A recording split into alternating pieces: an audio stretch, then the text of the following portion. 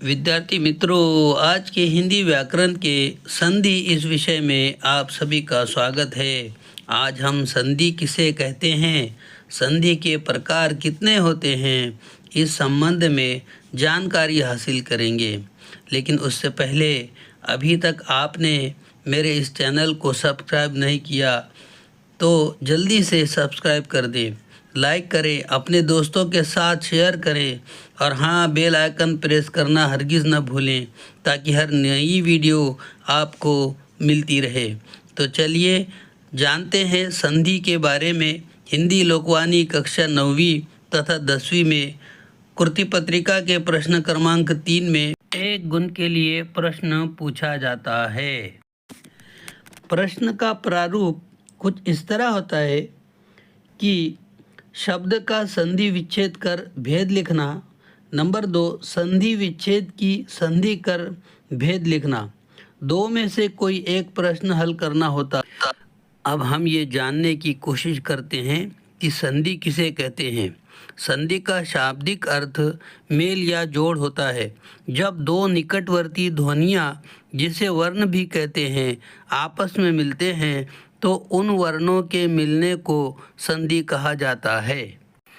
जैसे देखिए, दया और आनंद, इनके निकटवर्ती वर्ण दया का या और आनंद का आ, इन दोनों वर्णों के बीच संधि होगी, जिसके फलस्वरूप हमें नया शब्द मिलेगा, दयानंद। ठीक उसी तरह धर्म और अर्थ के बीच यानी म और अ के बीच संधि होगी और नया शब्द मिलेगा, धर्मार्थ। अब हम देखते हैं संधि के प्रकार कितने होते हैं। तो संधि के 3 प्रकार होते हैं, स्वर संधि, व्यंजन संधि और विसर्ग संधि। अब हम देखते हैं स्वर संधि किसे कहते हैं। जब स्वर के साथ स्वर और व्यंजन के साथ व्यंजन यानी आसपास आने वाले दो स्वरों में होने वाले परिवर्तन को स्वर संधि कहते हैं। जैसे हमने ऊपर के उदाहरण में देखा कि दया इस शब्द का आखिरी वर्ण या और आनंद का पहला वर्ण आ आपस में संधि करते हैं। ये दोनों वर्ण स्वर हैं, इसलिए ये स्वर संधि कहलाती है। हिंदी में स्वरों की संख्या 11 है, जबकि बाकी सारे व्यंजन होते हैं। उदाहरण के तौर पर विद्या अधिक आलय बराबर विद्यालय। विद्या का आखिरी वर्ण आ और आलय का पहला वर्ण आ, ये दोनों वर्ण स्वर हैं, इसलिए ये संधि स्वर संधि होगी। स्वर संधि के भी 5 प्रकार होते हैं जो निम्नलिखित हैं: दीर्घ संधि, गुण संधि, वृद्धि संधि, यण संधि और 5वां अयादी संधि। अब हम देखते हैं दीर्घ संधि किसे कहते हैं। जब दो शब्दों की संधि करते समय अ आ के साथ अ आ हो तो आ बनता है। इसी तरह जब ई के साथ ई हो तो ई बनता है। जब ऊ के साथ ऊ हो तो ऊ बनता है। इस संधि को हम दीर्घ संधि कहते हैं। यहाँ कुछ मिसालें हैं। अ आ की मिसालें शब्द अधिक अर्थ बराबर शब्दार्थ। उसी तरह हिम अधिक आलय बराबर हिमालय। उसी तरह ई और ई की मिसालें हैं रवि इंद्र यानी रवि इंद्र। कपि अधिक इश बराबर कपिश। अब हम देखते हैं गुण संधि। यदि अ या आ के साथ ई या ई आए तो ए, ऊ या ऊ आए तो ओ और रू आए तो अर बनता है। इस प्रकार से बनने वाले शब्दों को गुण संधि कहा जाता है। आइए कुछ उदाहरण देखते हैं। अ ई के मेल से ए बना, उसकी मिसाल जैसे सुर अधिक इंद्र बराबर सुरेंद्र, गण अधिक ईश बराबर गणेश। उसी तरह आ ऊ से ओ बनता है। महा अधिक उत्सव बराबर महोत्सव और महा अधिक ऋषि बराबर महर्षि। अब हम देखते हैं कि वृद्धि संधि किसे कहते हैं। यदि अ अथवा आ के साथ ए या ए आए तो ए बनता है, ओ या औ आए तो औ बनता है। इस प्रकार से बनने वाले शब्दों को वृद्धि संधि कहा जाता है। वृद्धि संधि के कुछ उदाहरण हम यहाँ देखते हैं। जैसे आ ए का अय होता है, उसका उदाहरण है सदा, अयव, सदैव। अ औ औ, वन औषधि, वन औषधि। कुछ और उदाहरण देखते हैं। जैसे अ ए दोनों मिलाकर अय बन जाएगा। उसी तरह मत एकता उस हो जाएगा मत एकता। आ ओ दोनों का मिलाकर औ बनेगा, तो उसका उदाहरण यह है कि महा, उसमें ओज मिलाएंगे तो महोज बन जाएगा।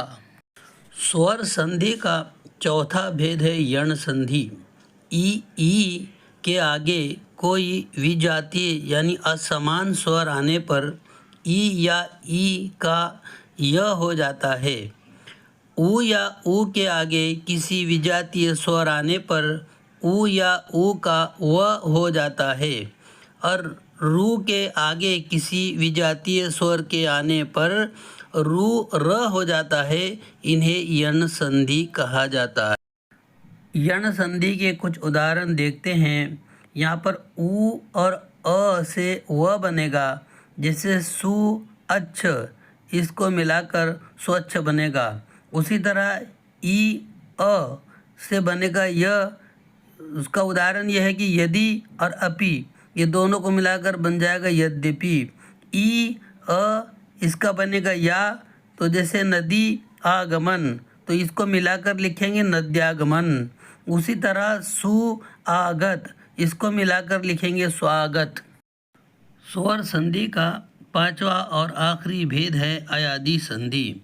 जब ए, आई, ओ और औ के साथ कोई अन्य स्वर हो तो ए का अय, आई का आय, ओ का औ और औ का आओ बन जाता है।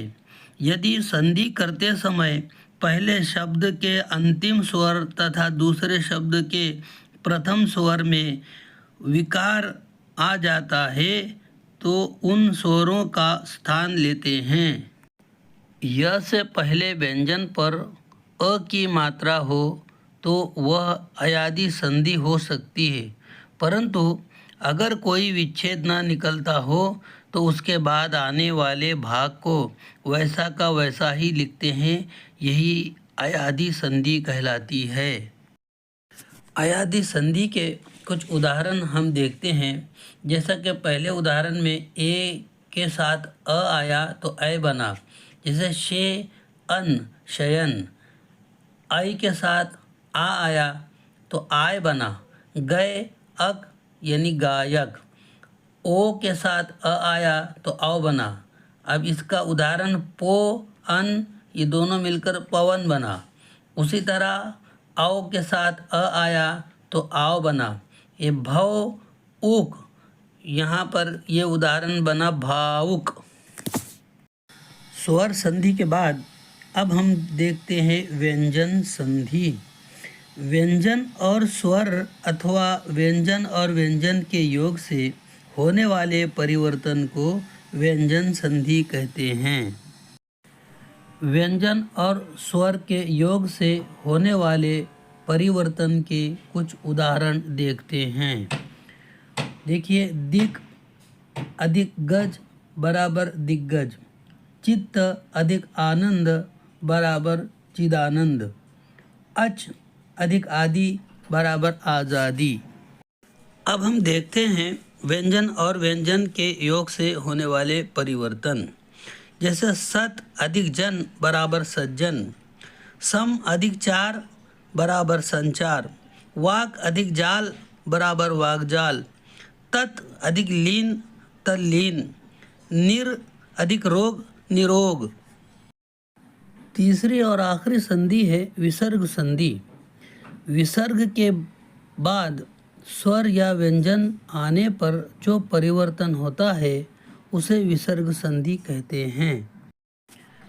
विसर्ग संधि के कुछ उदाहरण हम देखते हैं, जैसे नि अधिक चय निश्चय, दु अधिक गति दुर्गति, मन अधिक हर मनोहर, नि अधिक आकार निराकार, दु अधिक परिणाम दुष्परिणाम, तप अधिक बल तपोबल, मन अधिक योग मनोयोग।